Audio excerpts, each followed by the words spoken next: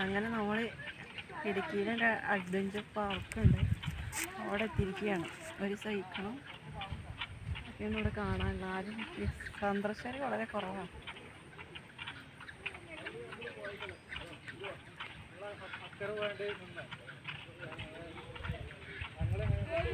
വളരെ ഭംഗിയുള്ള സ്ഥലമാണ്.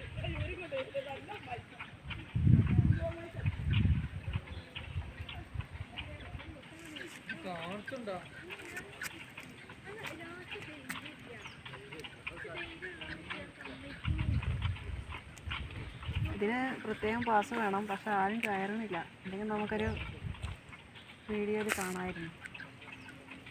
എനിക്കാണെന്ന് വെച്ചാൽ കയറാനുള്ള ധൈര്യമില്ല. വെള്ളം കാണുന്നതിന് പേടിയാണ്. അപ്പോൾ